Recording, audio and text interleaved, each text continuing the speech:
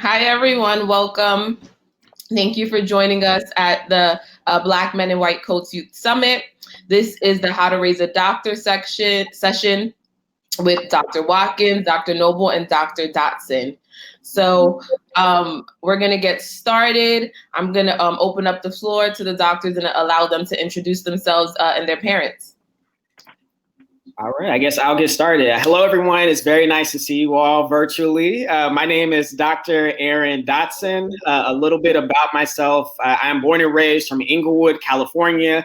I attended the University of Texas at Dallas, where I actually met Dr. Dale, and he got me very involved in Black Men in White Coats. I then went on to St. Louis University School of Medicine, and I'm currently completing residency at the University of Iowa for ophthalmology. It is an honor to be here, and we look forward to talking with you all today. And I'm very grateful to have my own mother on the line today. So she and I are going to be, discussing about different ways on how to raise a doctor, how she helped me to achieve my dreams of becoming a physician.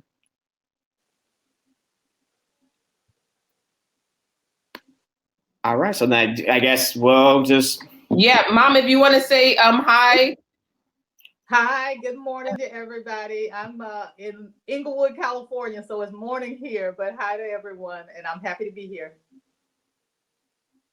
All right, so then I guess, Moms, let's get started. So I guess, it's always very good to see my mom. I miss her very, very much. I haven't seen her in quite a bit of time because of COVID, but let's get things started. So Mom's like, when did you first realize, my love and passion for science, for medicine? Like, when did you first see that in me? I would say when you were in elementary school, because I didn't have a lot of help in California. Oftentimes when I would have to go to doctors, I would have to take Aaron with me. And it was like he just took an interest in the doctor and the doctor's office and everything that was going on.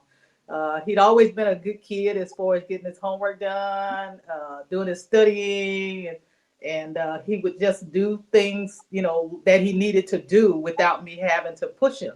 And we just supported him in everything that he did. If it was some help that he needed, we managed to find a way to make sure that he got that help. And he's just always been into science and medicine and doctoring since he was a little kid. And we just basically supported him in whatever it was he wanted to do. Thanks, Mom. I mean, I really do appreciate that. I will say, having that support, having that love from you as well as from Dad when he was living, it truly meant the world to me. And I feel like, having, my parents there along the way helping me truly helped to make me into the physician that I am today. So I just want to say I appreciate you. I love you. And of course, I miss you very much.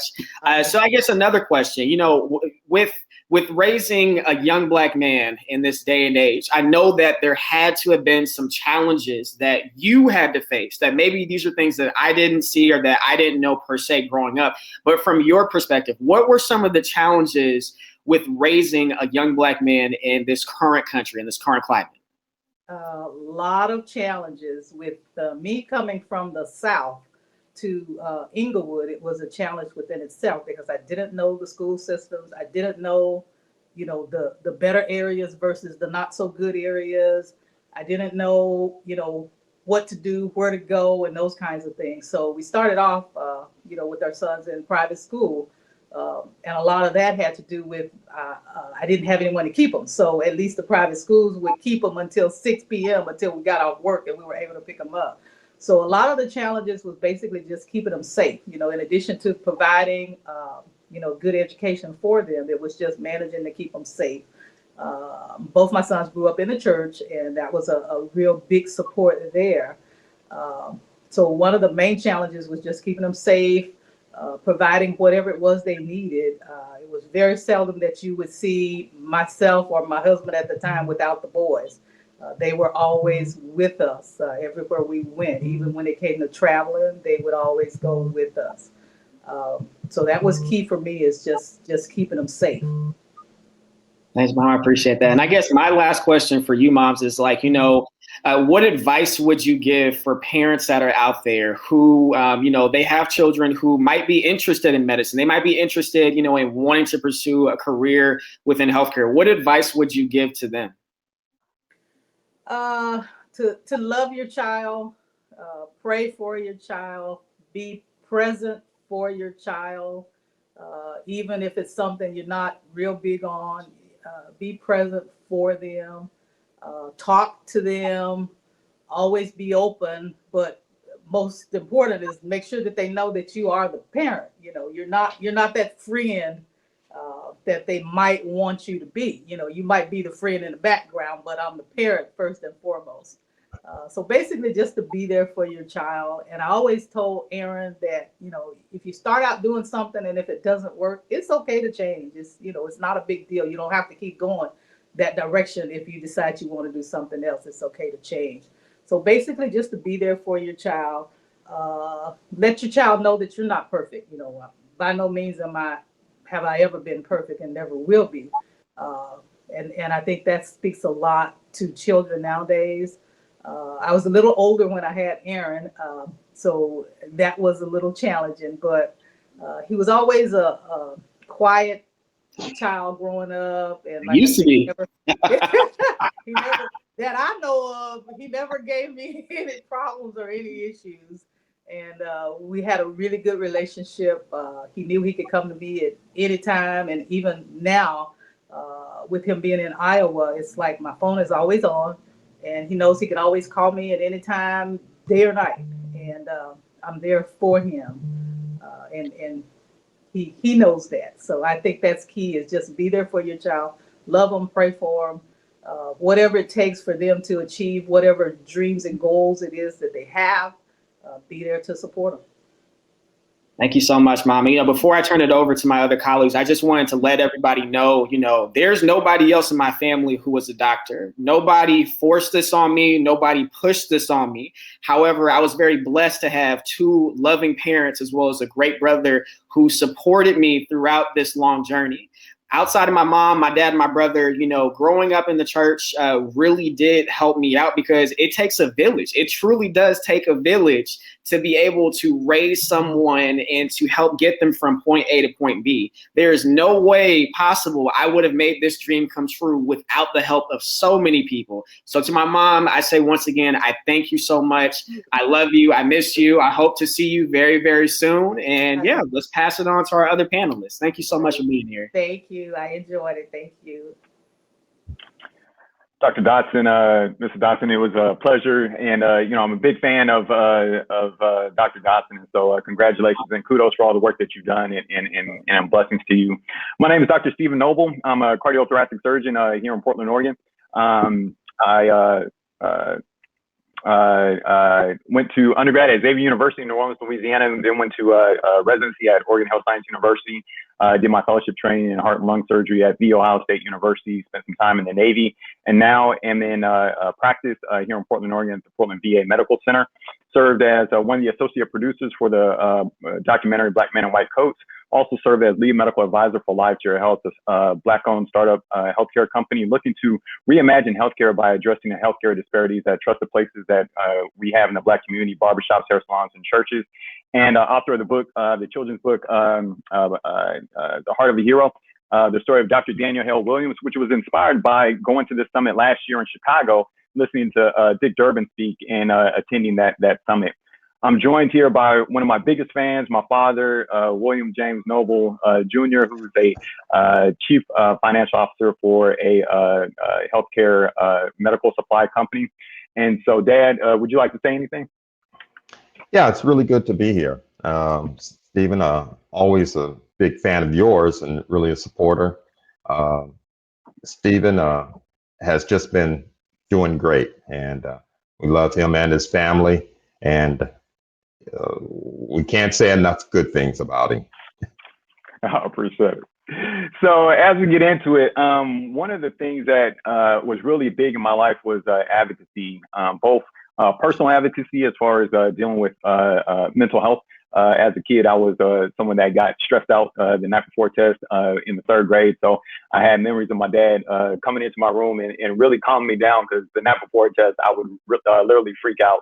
And then the other thing that I recall is you showing up to 7th grade and really advocating on my behalf, as some of my teachers didn't want to put me in an advanced class. So as a parent, Can you just give some of the advice that you have, both as far as advocating for your child, both personally, as far as dealing with some of the mental issues that we may have, as far as being, anxious and anxiety, as well as some of the fights that parents have to go through for their children in school? Yes. I'll start off with the part with regards to raising a child that faces a lot of issues at school. And quite frankly, as a Black male or Black woman at the school system, they pretty much have you programmed as what they want you to do. And we really have to fight through that and prevent that from happening. I know even myself as a child in high school, my mother, she would be up at the school constantly with regards to why isn't he in this, or why isn't he in that, or why can't this survive? So it really became a ongoing scene for me as Stephen and his brother, who's just a year younger, were going through school, and how they were facing all those same challenges again and again. We had them in a private school, Emmanuel Baptist school, and they just tried to keep them programmed really to be more or less going into the trades, if you will, or just well, and not to say that trades aren't bad. I was an electrician, but to say that they weren't looking for them to be the very best that they could. And so with Stephen, it was math. They were trying to prevent him from taking some of the math classes. And Stephen's good at math, and if he's going to be in science, he really needed to take that. And early on, just like the previous mother had indicated, her son knew that he wanted to be a doctor. Well, Stephen did as well at a very early age. So we knew he had to take math, we knew he had to be in the sciences, and we knew that there was some things that he had to go through. And quite frankly, I had to go through those same things. So it was just normal that we had to get out there and fight. But the one thing in third grade that did not expect is when Stephen was really getting upset and really crying because he wasn't getting straight A's in school. I mean, he was in third grade. You don't need to have straight A's. You don't need to have the best, but Stephen wanted that. On the other hand, we had to really help work with him to just calm down some. But Stephen did bear right through it, and he continued to get grades, high grades, constantly.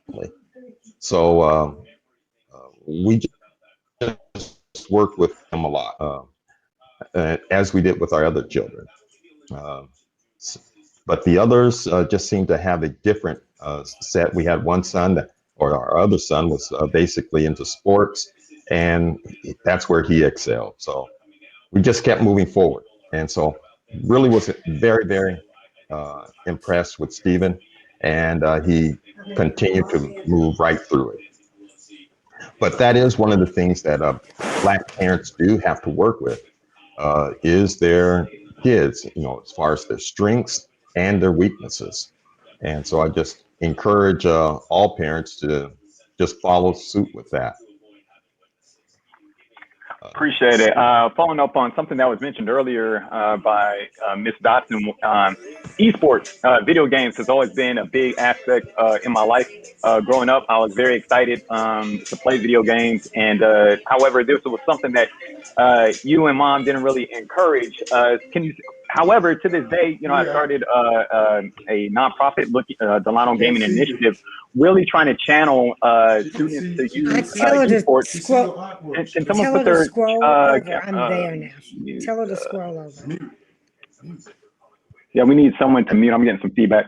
But so I started Delano Gaming, and I just wanted you to speak about channeling your child's passion, even though it may not be something that you yourself agree with, in particular esports. Well, at the time that you were coming up, I was very much into the computers and all that, had the Commodore 64 and all of that type of stuff.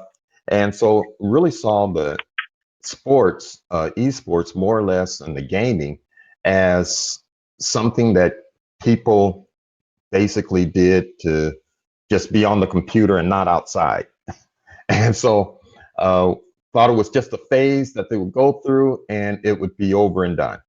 Really did not see the big picture of things. And quite frankly, we tried to allow the kids to do their thing with regards to the gaming side of it, the good games.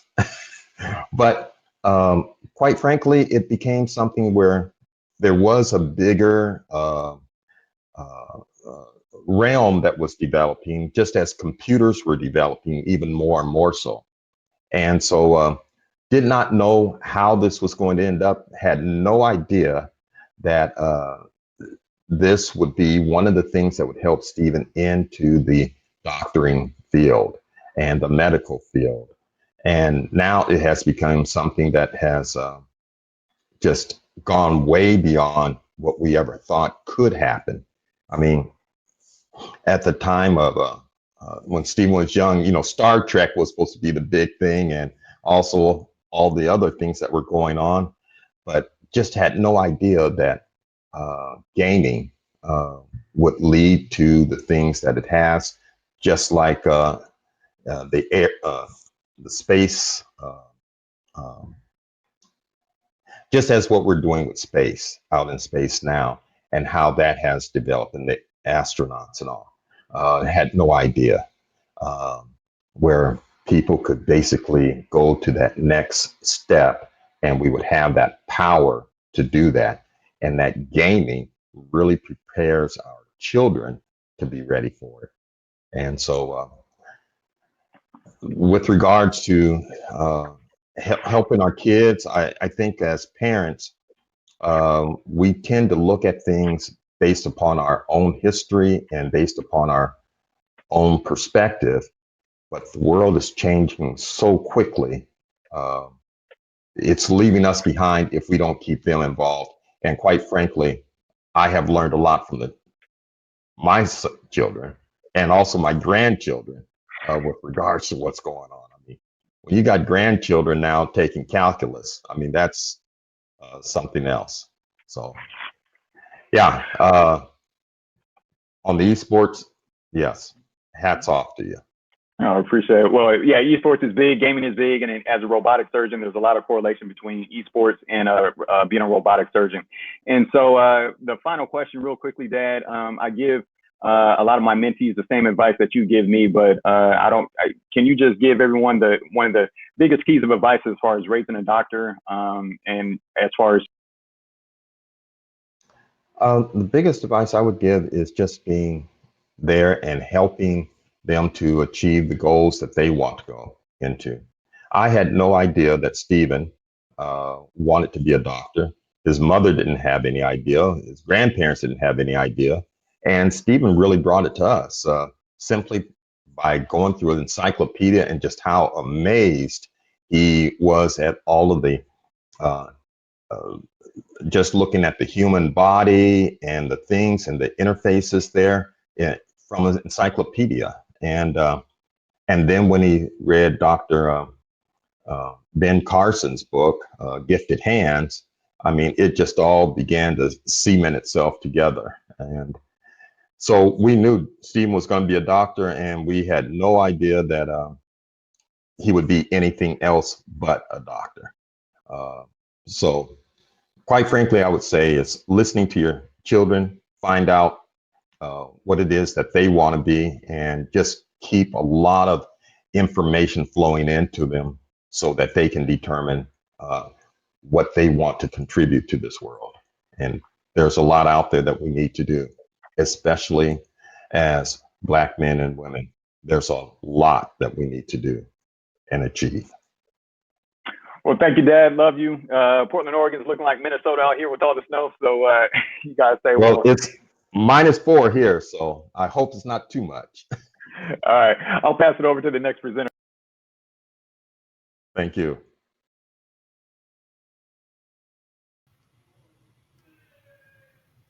Hi, Dr. Watkins. How are you? Good. Hey, this is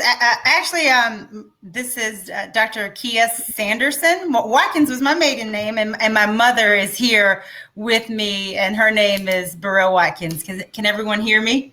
Yes, we can Yes. hear you. Welcome. Wonderful. Yeah, I'm glad to be here and honored to have the opportunity to chat with you all and to chat with my mother from across a couple of states over. So I'm in North Carolina, and I guess I'll start with letting my mom introduce herself as well. Mom, you may have to unmute. Okay, now I'm unmuted. Can you hear me? Can you hear me, Kia? Okay. Yes, we can. Okay, my name is Burrell Watkins, and I'm Kia's mom. Wow. I'm in Florida now. Sorry, guys. We've got great weather down here. And so I'm here to help in any way I can. All right, thanks, Mom. So I'd like to start out by asking you just what do you think was the maybe the biggest impact on my career direction, maybe starting from childhood? What do you think maybe helped? Yeah, what I think helped the most was just exposing you to a lot of stuff, camps and being around a lot of different people and family. You know, I told you earlier, I felt like it was the village that helped raise you, not just me, but your grandparents, your aunts and uncles, everybody raised you. And you know, and you were just so motivated from kindergarten. I remember you coming home in kindergarten and saying, you know, I already know how to spell apple, Mom. Why does she keep asking me? So you were very motivated from the start. And so my job was just to make sure that you were stimulated, that your stimulation continued, and that you were always kept busy. That's the main thing. Yeah, and I think too, in addition to that, and maybe having exposure was part of the process for me. So I distinctly remember having Black pediatricians and being exposed to Black dentists, and just you know, there were opportunities for me. For example, I remember there was a career day in elementary school where I had to seek someone out in the community for that had a career in science. And, you know, and I think you and Dad were helpful in exposing me to not only family members that had careers in a variety of fields, but also, you know, in the community, in the neighborhood. And I always appreciated that. And that did make a difference when there were periods of time when I would maybe question, could I do this? You know, I had the memories that I could recall of, you know, the exposures that you all had given me an opportunity to see. So definitely, Right. I thank you all for that. As a graduate of an HBC, of course I sought Black doctors throughout your life, because it was you know, my parents went to HBCs, both of them, and I knew all of their family friends that, you know, that were doctors. And so I knew that they were there. I knew that they existed. It was just a job sometimes to find them. And I searched them out hard and made sure that, you know, you and your brother were able to see them. And also your life in sports, I think, was a big determination for discipline and how you would plan your life. I think, you know, Kia was a Division I athlete at Rice University, and she was, you know, so disciplined, so motivated, even during that time. and considering med school all at the same time. So yeah, you were completely focused, completely determined, and I just was on the wing, standing on the sideline saying, go, go, go, in every way that I could. That's kind of how we did that. Go ahead. Anything Well, else? I see. Thank you, Mom, that we have just a few more minutes.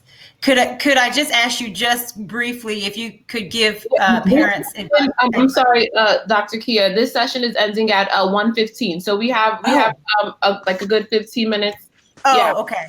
Okay, I saw this 5-minute pop up. Okay, great. So then this is the follow-up question, Mom. If you could give advice to parents right now who have children, in primary school or in middle school, high school, about, helping to support the scientific inquiry or the academic inquiry, what would you say, having been through this? Good question. It's rare that I said no to you.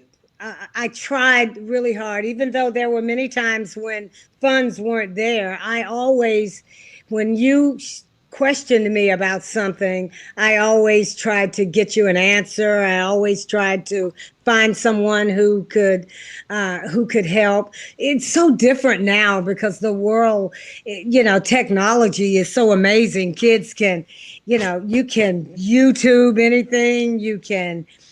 There's so many things kids can teach themselves now. So, just exposure. I can't say that enough. The more stuff they're exposed to, it helps mold and shape. I thought helped molded and shaped you to be the person that you were. Even though computers weren't that big when you were young, you had one. And it was a sacrifice getting it, by the way, but we made that, we made it happen. The more exposure, the more things that, and it doesn't all have to be academic. Some can be fun because the social part is just as important as the technical aspect of everything. It doesn't matter how great of a person you are. If you can't get along with anyone, you're back to square one. So all of it matters, and everything, every little interaction counts. I think. I really think it counts. I really do. Yeah, okay? I appreciate it. Yeah, no, that's great. I'll point out travel. You and Dad always made it a priority for us to travel. And when we traveled, it wasn't just a trip. It was, you're going to make a booklet that you're going to present to your class about your trip. I specifically remember going to Hawaii and then putting together an educational pamphlet that I brought back to my class about. So because you were missing school. Yeah, I did. Yeah, it was fair. And also go ahead. No. You traveled a lot because of sports. Kia's father was a Division I basketball college coach, and it was work. It was really work. We were working, and it was my job to make every trip that we took, whether it was Hawaii or Europe or wherever we were going, to make it educational for you and make you all see the good of everything that we were doing. Sometimes you were taken out of school, and sometimes it was during times when it didn't matter. But yeah, those books that you made. Yeah, every day you had to journal. You had to, it was something that you had to pay attention to. Paying attention was key. Just paying attention. Yeah. Okay. Thank you. Well, I'm getting a big screen. Wow. Okay. Anything else, Kia? We lost your sound. Mine? Oh, no, I think now I hear it. So the last thing I just want to add is that, I'm thankful to my parents for my village for everything. And it helps me to, to remember that as I am working, it brings me gratitude and it gives me strength. And so I'm thankful for for that. And thank you, Mom, for today. Thank you. Is it, are we done? Do Yes. we have more time? Yeah, we have a little bit of time. Thank you, Dr. Watkins and Dr. Kia Sanderson, for being here and sharing. I'm just going to open the floor up for some questions.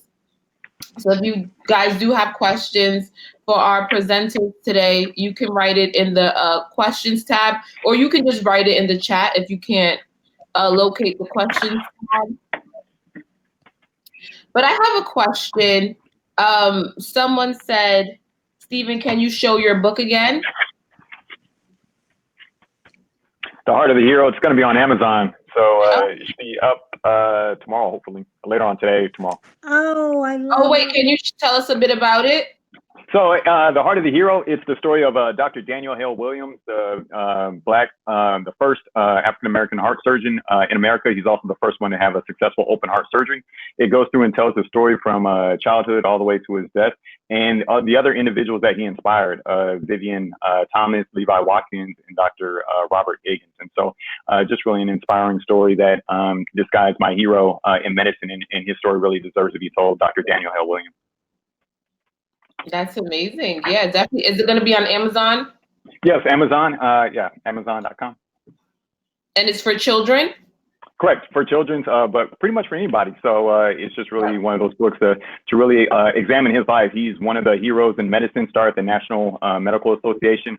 Also was the first one to start hospitals, integrated hospitals in America, in Chicago. So a really great, inspiring story that often doesn't get told.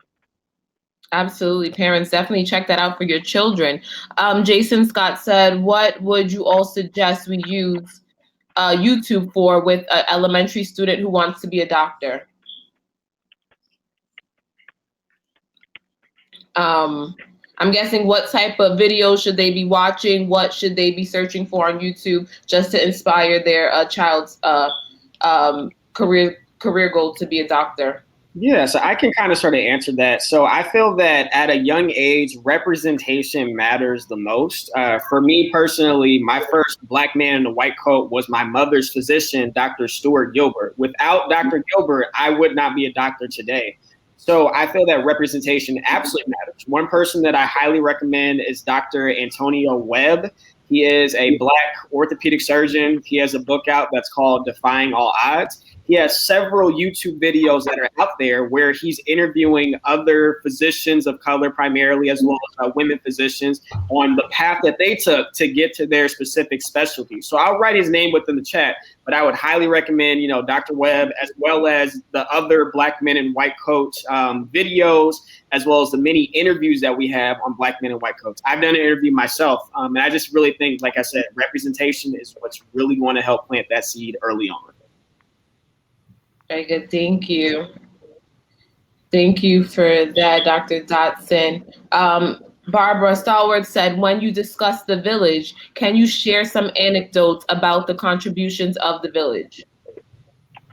Yeah, I'll take that. So one of the things about the village is, as you heard discussed, we knew early on, some of us, as far as wanting to go into medicine. And so, the village would either support that, but oftentimes the village is our peers.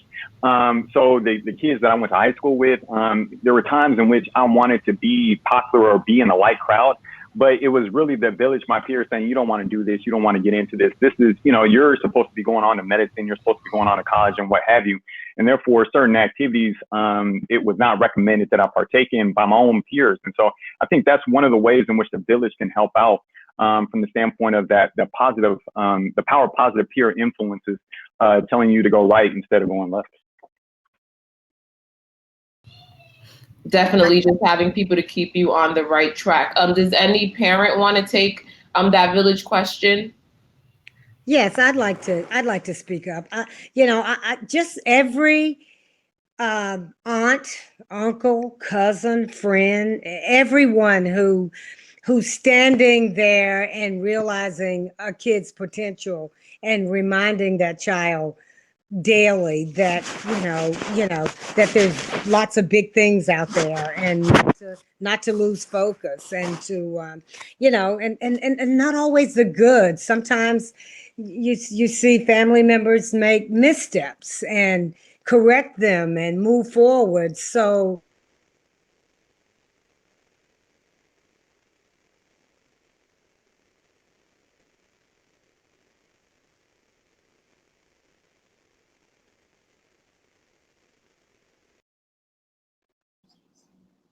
I think we lost her. Is she still here? Mom, you hit mute, Mom. I think it must have been. Oh, I think we lost her. I think she left. Oh, well, I would add to just Yeah. because I know. Oh no, I would add that, and it's not always just biological relatives. There were my experience in the community also meant, I had friends whose parents were working in, engineering plants and had exposure and opportunities to educate that my mom pursued. I specifically remember having a project where I had to interview someone that had a career that dealt with physics, and my mom said, okay, well, we're going to tomorrow we're going to go over to our neighbor's house two doors down. She works in a company where that she's doing physics work. And so, and she was a Black female. And so that was helpful for me. So I think expanding beyond what your definition of, family is, which I think sometimes people, use family as it being synonymous with village. But sometimes it's, in addition to friends, it's, the people in your community that are lifting you up.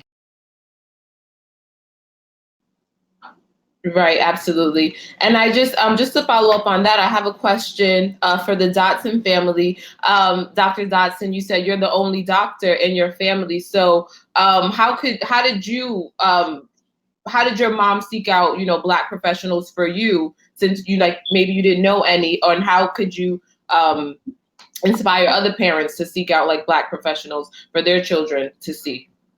Yeah, absolutely. That's a wonderful question. So, I mean, like I mentioned, my mother's physician, Dr. Stuart Gilbert, he was the first Black man in a white coat. And I talked so very highly of him because, I'm not gonna lie, I was kind of like an annoying little kid with Dr. Gilbert. I would ask him all these crazy questions, like, what are you listening for? How are you doing this on your exam? And it got to a point where he was like, well, Aaron, since you love medicine so much, why don't you come and shadow with me? I was his mentee from a very young age, so he helped to show me what it meant to be a good doctor, what it meant to be just a good person, and what it meant to treating the community as a whole. I was also blessed to have a very strong Black female pediatric dentist. She graduated from Howard. She's wonderful. I still keep up with her. So what I would say is that if you guys have primary care physicians, even if they are not per se Black, even if they're not of color, you can always ask them, hey, do you happen to know of any other physicians who may look like me that my child might be able to connect with, that my child might be able to shadow with? For students out there who are looking for shadowing opportunities, after you shadow one person in particular, you can always ask them, hey, do you have other colleagues who will be open to me learning about their specialty, having me come in and shadow with them? I feel like that helps to, one, build your network, as well as to also help widen the village for you. So.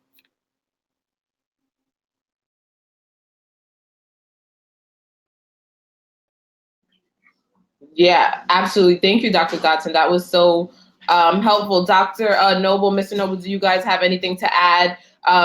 Maybe Mr. Noble, do you have anything to add? How did you put Black professionals, or how did you just mold him up to know that he could be a doctor? Yes, very good question.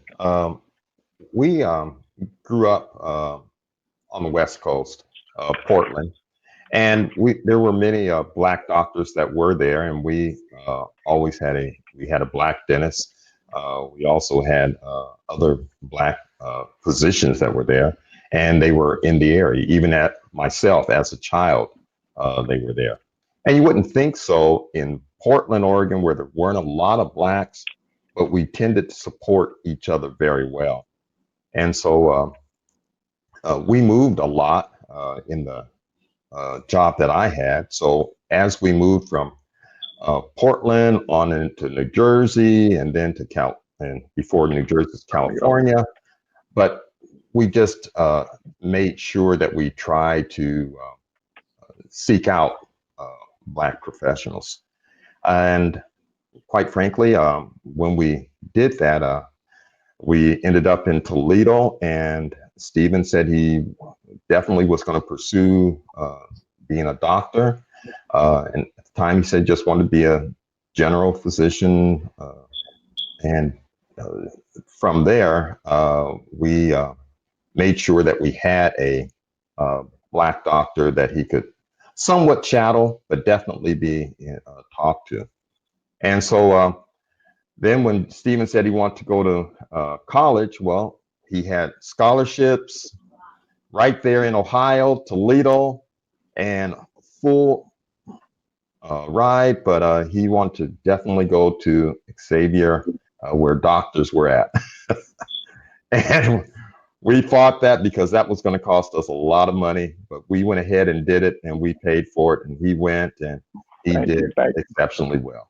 So, but definitely being around Black professionals was a big thing. And I agree with what the other doctor said. They didn't have to be a doctor, but they could be like an engineer, which I'm an engineer, and his mother was in television, so she was producing shows. So we were able to surround them with Black professionals, and that was tremendous for all of our children to really grow.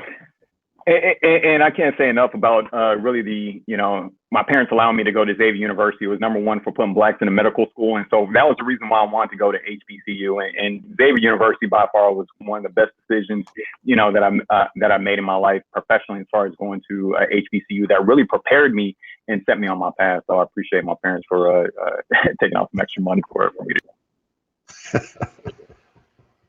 And Dr. Noble, when did you tell your parents that you wanted to pursue medicine?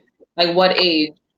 I was young. I was probably about 6 years old, but no one. I told my grandmother, and she really didn't believe it. She was just like, "Oh, that's cute," but it was always one of those things that I said I wanted to do, and then it was just I didn't really change from it, and they just kind of set the things in front of me to be able to do that. But it really crystallized when at the last second I decided to go to Xavier instead of the University of Toledo. So. And what do you think was the most important thing that your parents did to just help you pursue that path? Because I know how you said your grandmother said, "Oh, that's cute." I think students and other young adults may hear that a lot, especially when they say like they're striving to become a doctor, because we don't see it a lot. So what was like the most important thing you think that your parents did for you just to help you continue on that path? I think the biggest thing was support, showing up to the school to advocate on my behalf, putting me in the Toledo Excel program or those scholarship incentive programs, surrounding me with other individuals, because my parents told me a lot of things, but what really crystallized was when I was with individuals my same age that were all kind of working together for the same thing. And that just really kind of ensured that I was on the right path to be with other peers that would help push me. And I find that that's so important, to have your own peers kind of push and motivate you to your goals. So my parents helping me do that was very key, getting me into those early Excel programs. Absolutely. Dr. Dotson, I just have a question for you as well. When did you decide you wanted to be a doctor, and how did you tell your mom and your family? Yeah, so I think I decided around the same age as Dr. Noble, like around 6 or 7 years of age. And how I went about it was, I just did what I genuinely loved doing. When I tell people all the time, like, I loved math and science. It was never an issue for me to study for a quiz, to put in the time and the effort. I tell people all the time, like, when you do what it is that you love, you truly don't work a day in your life. And that's how it felt pretty much my entire life, going through elementary school, middle school, high school, college, medical school, etc. But yeah, that's pretty much how. Absolutely. And I just have one last question for Dr. Kia. Do you have anything to say to like the parents of student athletes? Like, how did you decide you wanted to be a doctor and maybe not go pro? And how did you like balance that? Just Right. being an athlete and also, studying. Yeah, no, I will say, so to answer your first question, I'll have to say at 6 or 7, I was mostly excited about, the Easter egg hunt. So I wasn't really at that age very, kindergarten, I was wanting to read. I was wanting to do the next level of math.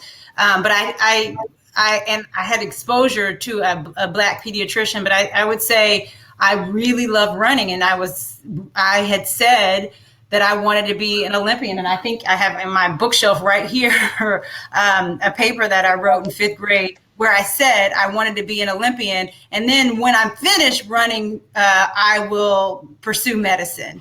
So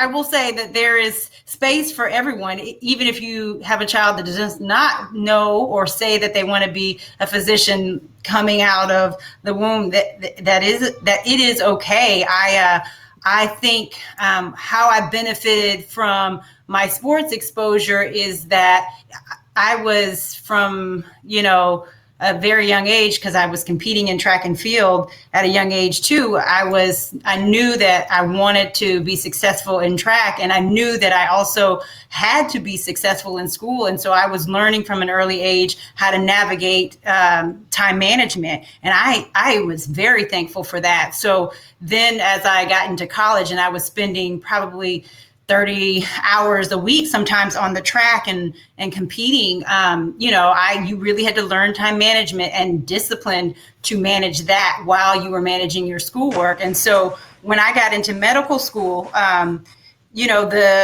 rigor of time management and balancing your studying with your clinical exposure, it was like, it was already sort of ironed out for me.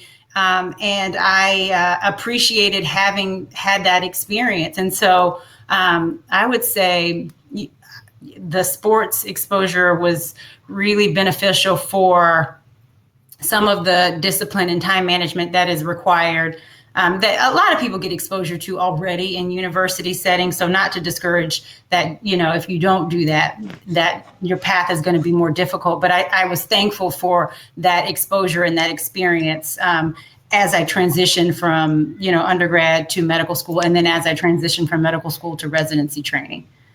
So what's beautiful about medicine, I would say, is there's a path for everyone, and there is a lot of ways to make this career work for you. We don't all have to have the same pathway, and I'm thankful for that.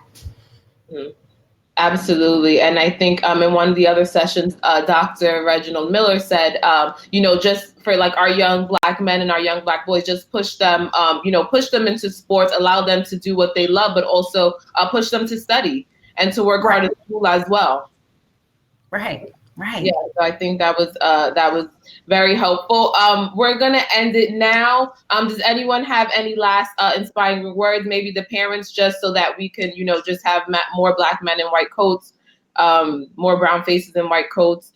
For the parents, how to, just push their children to succeed. Yes, I would say that it would just be great to encourage your child to do the very best that they can do, and also see what's over and beyond just what's happening today. So study hard and do what you really love doing. Absolutely. Thank you for that, Mr. Noble. Anyone else? Any last words? I would say most definitely love your child, support them, talk to them, be available to them, and just support them in any way you can. Amen. And I'd like to say the village, make sure that village is in place. The church, the school, all that, those things all matter. The encouragement, the village, everything every parent has said. Thank you. Right. And I think one of the biggest takeaways that we learned today was support. Just support your child. Yeah. And everything that they want to do. So this was a great session. I think Dr. Noble, Dr. Dotson, Dr. Watkins, Dr. Sanderson, and the parents, all of you guys for joining us today. We're going to have about a 10-minute break at 1:30. We're going to be in the how to persist to success session with Dr. Clarence Lee. Persisting to Success starts at 1:30 with Dr. Lee. So we have about a 10-minute break, 8-minute break now. So I thank you guys for joining us, and see you guys soon. You guys have a great day. Bye. Thank you. Thank Have a you. great day. Thank you.